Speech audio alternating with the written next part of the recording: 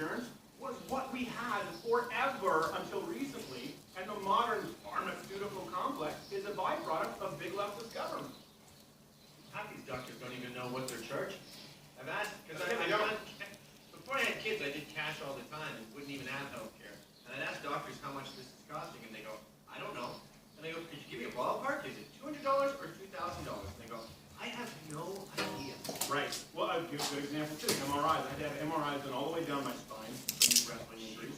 And has it occurred to you you're a hypochondriac? You have had more medical testing than a 90-year-old woman. Well, what happened is actually in New York. I actually had 2 ruptured discs. Pretty serious problem. So, but no, I just checked the checkup. He's like, oh, your cholesterol's a little high. You know, he always just tries to keep you healthy as opposed to correct the real problem. But I did have some wrestling injuries, and we're probably looking at some surgery soon. You're distracting me from the point, Kevin. Sorry. You need to spend me on the right way. No, right. He is connected to my other ring.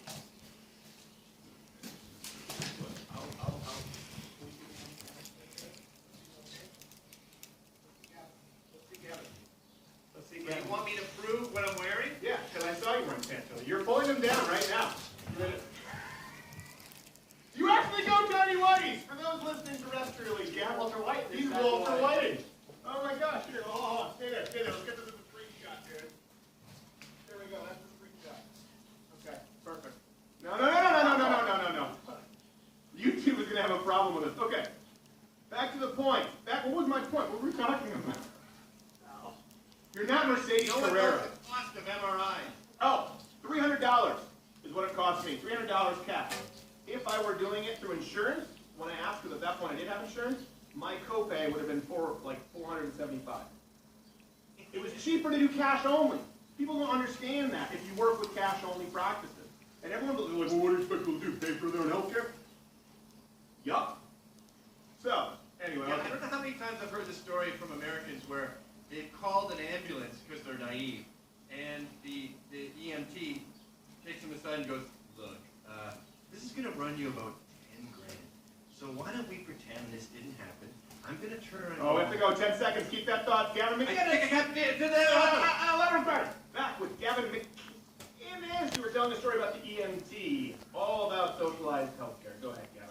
Yeah, it's dumb to call an ambulance if you can't. If you could possibly not call an ambulance, not call an ambulance. I don't know how many times I've been in a car with my kid holding a gaping wound with my hand as we take a yellow cab to the hospital in a tenth of the time for a billionth of the money.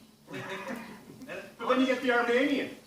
I've heard a lot of people, a lot of Americans tell me that EMTs have sort of taken them aside and said, look, man, this is going to run you 10 grand. You don't have health care.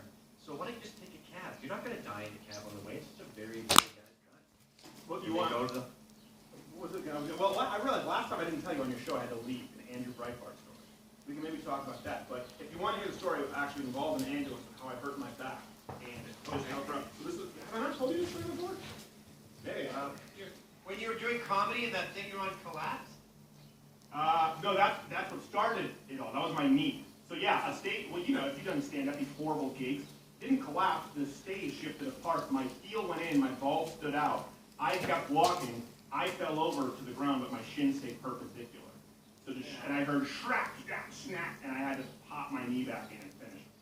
But, and so I've walked with a limp literally ever since. Because what am I going to do? Get a knee surgery in Canada? You know how long it's going to take? I went in, I couldn't walk for 4 weeks, like, well, it's going to take this long. I had never gotten an MRI until I came to the United States.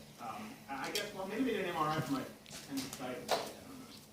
I don't know. I don't know if they did an MRI. So this way, I was in New York City, New York Sports Club, and I was doing rows on this, and I've talked about this in the podcast, so I'll hurry it up for you. Doing rows in the machine, which I never do, when the squat rack was taken. They had recently painted the grip tape, you know, where your feet go. And I didn't know, and I guess they didn't have a dehumidifier. So I was just warming a lightweight, and my foot slips off with weight while I'm pulling. And you hear that, like this. And I fell back. And if you've never actually passed out from pain, when they tried to get me up, because my back, everything was in such spasm, I just saw stars, and I wasn't able to breathe, in and out. So it's very similar to when I've been choked out in wrestling. They ended up taking me to the hospital, Lawrenceville. Couldn't move my leg.